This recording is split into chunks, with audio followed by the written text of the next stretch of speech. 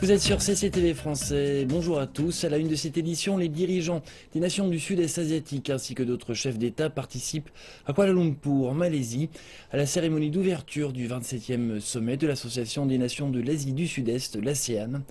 Le sommet ainsi que ses rendez-vous annexes regroupent 17 dirigeants de l'ASEAN, de la Chine, des États-Unis, d'Inde, de Corée du Sud, du Japon et d'autres pays. Le secrétaire général des Nations Unies, Ban Ki-moon, est également invité. La Malaisie, qui assure la présidence tournante cette année, a décidé du thème Notre population, notre communauté, notre vision. Les 10 chefs d'État membres de l'ASEAN signeront dimanche une déclaration établissant la communauté économique de l'ASEAN, un organisme imaginé en 2002. Les tensions terroristes et territoriales devraient également être évoquées lors des rencontres. Il semble que le stade de maturité soit arrivé pour l'Association des nations de l'Asie du Sud-Est, l'ASEAN, alors que les 10 dirigeants se préparent pour leur sommet à Kuala Lumpur demain. L'ASEAN est prête pour déclarer qu'elle était parvenue à son objectif de former une communauté économique intégrée avec presque tous les droits de douane pour les importations et les exportations retirées entre les pays membres. Mais cela ne signifie pas que des barrières commerciales n'existent plus. À bien des égards, cela a été une année de test pour l'ASEAN. Plusieurs défis ont mis à l'épreuve la cohésion et la crédibilité de l'ASEAN, comme l'exode des musulmans de Rohingya du Myanmar qui ont fui vers la Thaïlande, la Malaisie et l'Indonésie, et la réponse lente aux feux de défrichement indonésiens qui ont choqué les pays voisins. Quand vous avez des problèmes qui sont multilatéraux, qui vont au-delà même des frontières bilatérales ou internes, comme la question des fumées, oui, des faiblesses apparaissent. Il y a eu des succès économiques toutefois. On estime que 96% de tous les droits de douane entre les pays de l'ASEAN ont été supprimés. Certaines industries comme l'automobile ont rapidement saisi les opportunités que cela apporte, contrairement à d'autres secteurs comme l'agriculture et les petites et moyennes entreprises. Beaucoup plus d'informations doivent être diffusées. La population de l'ASEAN doit être plus au courant de ce qu'offre l'ASEAN. Il y a un manque de connaissance de l'ASEAN parmi la population de l'ASEAN et les avantages que l'ASEAN peut apporter. De nombreux obstacles à une réelle intégration économique demeurent, comme les taxes locales, les quotas et les restrictions sur la propriété étrangère. Le défi pour les dirigeants sera de traduire les grands objectifs de cette vision en bénéfices concrets que la population de l'ASEAN peut voir. Le Premier ministre malaisien Najib Razak confirme que 92,7% des mesures de la communauté économique de l'ASEAN ont été mises en place. Et selon les chiffres officiels, 469 mesures ont été implantées jusqu'ici. M. Razak pense que cette situation permet de dissiper les craintes au sujet de la dépréciation des devises et de la chute des prix du pétrole globaux qui auraient pu gâcher la mise en place des mesures de la CEA. En plus de ces mesures déjà mises en œuvre, le Premier ministre Najib a dit que 37 autres sont toujours en attente d'être adoptées et certaines seront traitées sur une base prioritaire au début de l'année prochaine. En 2007, le bloc de 10 membres a adopté l'idée de créer, avant décembre 2015, une région économique intégrée baptisée la Communauté économique de l'ASEAN. Mais certains ont exprimé des doutes sur le délai fixé à 2015 en raison d'un échéancier trop serré. M.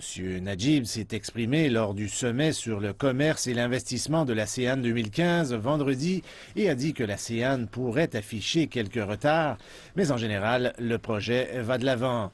Grâce à un PIB combiné de 2 500 milliards de dollars américains et un marché combiné de 600 millions de consommateurs, la CEA pourrait mener à un changement majeur des structures économiques en Asie. Il est largement reconnu par les dirigeants de l'ASEAN que cette communauté profiterait grandement à la région.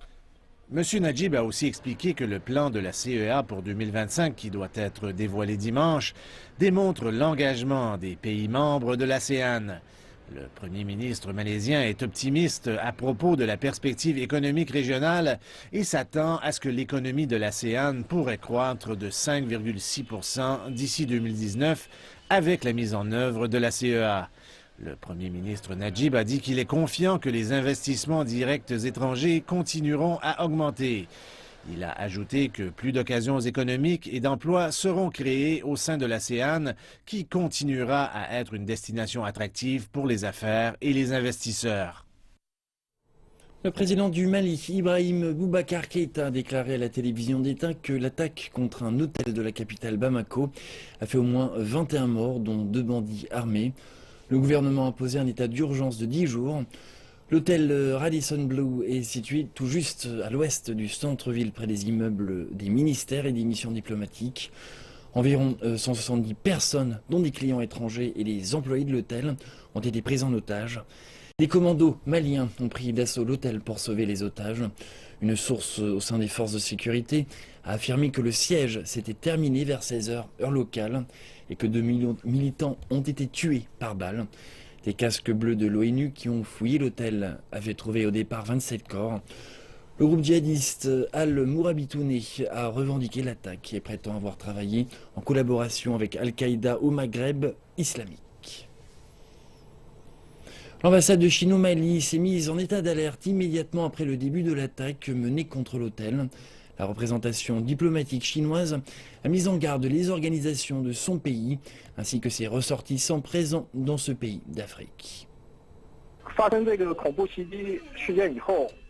Nous avons envoyé une équipe de travail de 3 personnes, dirigée par le conseiller Zhang, sur le site même pour obtenir des informations de première main. Par ailleurs, cette équipe est chargée de communiquer avec les ressortissants chinois situés à proximité de l'hôtel et de les rassurer. Comme des otages ont été sauvés, l'ambassade de Chine et le groupe d'aide médicale chinoise au Mali ont formé une équipe médicale qui se rendra sur le site. Elle est équipée d'aide de première urgence, d'eau et de nourriture destinée aux otages. D'après l'ambassade de Chine au Mali, 4 des 7 Chinois bloqués dans l'hôtel assiégé ont été sauvés, les 3 autres ont été tués. L'ambassade a dépêché une équipe sur le site de l'opération. Des alertes ont été diffusées aux entreprises chinoises et à l'ensemble des ressortissants du pays présents au Mali. Les Chinois sont encouragés à éviter toute sortie non essentielle et à ne pas se rendre dans les endroits très fréquentés. Le numéro de l'assistance téléphonique consulaire apparaît sur vos écrans. Lors d'une réunion d'urgence suivant les attaques terroristes de Paris, les ministres européens de l'Intérieur et de la Justice se sont mis d'accord pour mettre en place une série de nouvelles mesures antiterroristes qui comprennent des contrôles plus sévères des armes à feu et une surveillance accrue aux frontières. Le présumé cerveau des attaques de Paris, Abdelhamid Abaoud, a fait 2 allers-retours entre l'Europe et la Syrie sans jamais être inquiété. Vendredi, les ministres européens de l'Intérieur et de la Justice ont donné un appui sans équivoque aux demandes de la France qui exigent qu'on revoie les modalités de la zone de Schengen pour permettre des contrôles systématiques aux frontières. Nous avons tous été affectés par les événements à Paris. Et ce n'est pas seulement la France qui a été attaquée, mais l'Europe entière. Même les citoyens européens doivent bientôt s'attendre à ce que leur passeport soit passé dans des bases de données criminelles et de sécurité lorsqu'ils entrent ou quittent la zone. La réunion de crise a commencé par une minute de silence pour honorer la mémoire des victimes des attaques de Paris qui ont été perpétrées par des djihadistes du groupe État islamique ayant des liens avec la Syrie et une cellule de planification basée en Belgique. Les demandes de la France pour l'adoption de mesures plus sévères ont été acceptées rapidement. Elles comprennent des mesures pour contrer la vente illégale d'armes et le trafic d'armes dans l'ensemble de la région. On s'attend également à ce que les nouvelles règles de l'Union européenne permettant la collecte et le partage de données sur les passagers de compagnies aériennes soient en place d'ici la fin du mois de décembre. Ce plan a longtemps été écarté par le Parlement européen en raison des préoccupations sur la protection de la vie privée. Mais une proposition de la Commission européenne pour établir un service de renseignement européen s'est butée à une certaine résistance. Nous ne devrions pas concentrer notre énergie sur la création d'un nouveau service de renseignement européen. Je ne peux pas imaginer que nous sommes prêts à renforcer à notre souveraineté nationale. Nous devrions nous concentrer sur l'amélioration de l'échange d'informations entre les institutions déjà existantes. Cela permet réellement de renforcer la sécurité. Les responsables européens ont aussi discuté des façons de s'attaquer au financement des terroristes. Cette mesure pourrait, en fin de compte, impliquer l'adoption de restrictions sur des monnaies virtuelles comme le Bitcoin. En Tunisie, le gouvernement a intensifié les mesures de sécurité après avoir évité de justesse une autre attaque terroriste dans la ville de Sousse et arrêté une cellule de 17 personnes. Cette dernière serait liée au groupe État islamique. Et plus tôt cette année, ce même groupe terroriste avait revendiqué les 2 attaques perpétrées sur le sol tunisien qui ont coûté la vie de 60 personnes. Mon Guy est chanceux, il est entouré de sa famille. Il y a 2 jours, il a fait une rencontre surprenante. Il s'est en effet retrouvé face à 3 hommes armés. Ces personnes descendaient des montagnes situées à proximité de sa maison. Ils étaient à la recherche de nourriture et d'eau. Il a alors cru qu'il ne reverrait jamais ses enfants. Ils m'ont demandé de la nourriture. Après leur en avoir donné, ils m'ont demandé de les suivre dans la montagne. J'étais terrifié. Je leur ai dit que j'étais pauvre et que j'avais une famille. Alors ils m'ont laissé partir, j'ai sauvé ma vie. C'est dans des montagnes comme celle-ci que plusieurs dizaines d'hommes en armes sont retranchés. Ils se cachent et s'entraînent. Ils ciblent des villes tunisiennes. Certains d'entre eux ont fait allégeance au groupe État islamique. Cette semaine, les forces de sécurité tunisiennes ont déjoué un projet d'attentat dans la ville de Sousse, ville à nouveau ciblée après l'attaque de juin perpétrée dans un hôtel de loisirs en bordure de mer. 38 touristes avaient été exécutés. La police tunisienne a arrêté 17 personnes, parmi lesquelles des combattants, des recruteurs et même des femmes qui géraient plus de 30 sites internet du groupe terroriste. Nous nous trouvons dans une zone complètement isolée. Ici, la population craint les combattants armés qui pourraient se trouver dans les montagnes derrière moi. Les habitants ont dit au gouvernement que s'ils n'assuraient pas leur sécurité, ils partiront. La nuit dernière, les habitants de ce village ont trouvé refuge dans l'école et y ont passé la nuit. L'armée est venue pour les protéger pour la nuit et les soldats sont partis au petit matin. Cela n'est pas suffisant pour éradiquer le terrorisme. Certains experts estiment qu'il appartient au gouvernement de prendre le taureau par les cornes.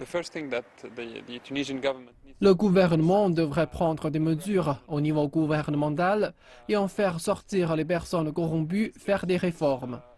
Il faut qu'il y ait des recrues qui soient formées ainsi qu'une coopération internationale.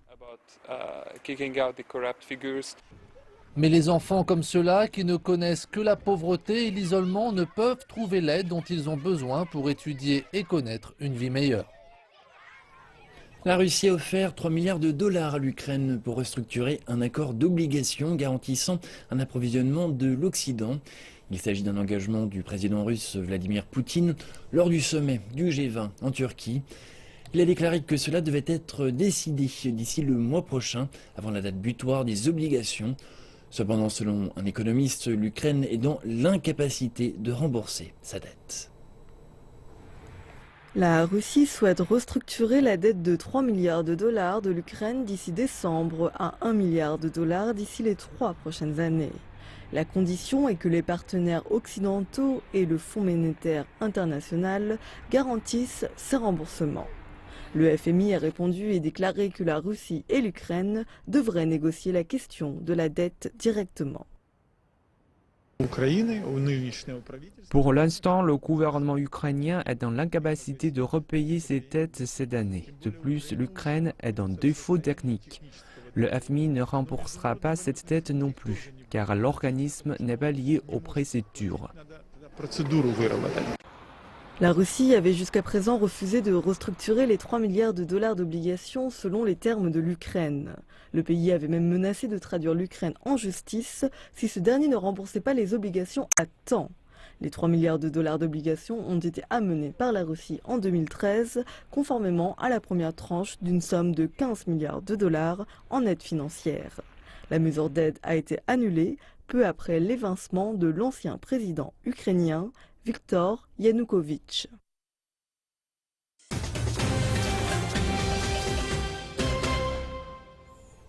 Et on passe sans plus tarder à aujourd'hui la Chine. Bonjour Chodan. Bonjour Yves. Et bien que nous réserve cette deuxième partie d'édition. On va commencer cette partie avec de l'économie et surtout avec le cours de l'or. Depuis le 18 novembre, la Chine propose comme chaque année un lingot d'or à l'occasion de la fête du printemps. Son prix est particulièrement faible cette année. Le lingot d'or est fabriqué cette année pour fêter l'arrivée prochaine de l'année du singe. Il est vendu à 267 yuan le gramme, un cours très bas. Au cours des dernières années, le lingot d'or de la nouvelle année a connu de larges fluctuations. Entre 2003 et 2012, son prix a plus que triplé, mais depuis 2013, il a perdu un tiers de sa valeur. Le secteur de la bijouterie a toujours contribué à la forte demande pour l'or. Au premier trimestre de cette année, il représentait 60% du marché total, soit le plus haut niveau depuis 2008. La Chine et l'Inde étant des premiers acheteurs. La Chine et l'Inde représentent 45% de la demande totale mondiale de l'or. Mais le premier trimestre est traditionnellement bas. Nous sommes donc modérément optimistes sur les besoins pour l'or en Chine. Les spécialistes l'affirment, le prix de l'or pourrait grandement être affecté par le changement de taux au sein de la Réserve fédérale. Un grand espoir concernant la montée du taux de la Fed devrait conduire à une baisse relative du marché des métaux précieux. Cependant, en octobre aux États-Unis, les prix de vente au détail et les données de l'indice de prix à la production n'ont pas été à la hauteur. Ils ont assombri sa hausse du taux cette année. Selon les analystes, les prix de l'or n'ont pas atteint leur niveau plancher et la baisse devrait se poursuivre. Et on termine cette partie avec le volet Redécouvrir l'Afrique. La Chine participe aux opérations des casques bleus de l'ONU, principalement en Afrique, depuis les années 90. Les pays s'engagent à continuer à participer aux opérations. Reportage de Léoli.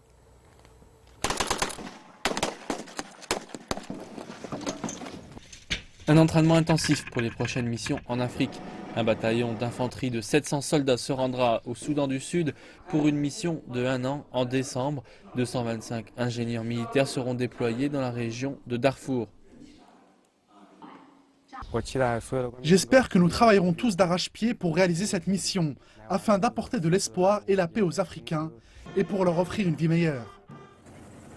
Les missions des casques bleus chinois en Afrique ont commencé en 1991. Jusqu'à présent, près de 30 000 soldats chinois ont servi dans 16 missions de l'ONU en Afrique. Dans le passé, les casques bleus chinois se sont consacrés principalement à l'ingénierie, au transport, à l'aide médicale et au maintien de la sécurité. Depuis cette année, la Chine a commencé à déployer des bataillons d'infanterie pour protéger les civils. Le travail des casques bleus chinois est salué par les locaux. Un très grand remerciement aux casques bleus chinois pour avoir déployé des équipements et de la main-d'œuvre pour nous aider à améliorer notre environnement. Ils nous ont fourni beaucoup d'aide. J'espère qu'ils seront capables de venir dans nos camps plus souvent. Nous avons été forcés de quitter notre maison. Il y avait une pénurie de nourriture, de soins médicaux et les conditions sanitaires étaient déplorables. Les casques bleus chinois nous ont beaucoup aidés. Nous apprécions ce geste et espérons qu'ils pourront rester jusqu'à la fin de la guerre, jusqu'à ce que nous puissions rentrer chez nous. La Chine s'est engagée à continuer à participer aux opérations de maintien de la paix de l'ONU en Afrique. Lors du 70e anniversaire du sommet des casques bleus au siège de l'ONU à New York, le président chinois Xi Jinping a annoncé que la Chine contribuera à hauteur de 8000 soldats à la force de maintien de la paix de l'ONU et qu'elle fournira une assistance militaire d'un montant de 100 millions de dollars à l'Union africaine au cours des prochaines années. Et ainsi s'achève cette partie d'actualité chinoise. Retour maintenant au plateau principal et retrouvons Yves pour la fin du journal. Eh bien, merci pour l'ensemble de ces éclaircissements. Et c'est donc la fin de cette édition. Merci de votre attention et à très bientôt sur CCTV Conseil.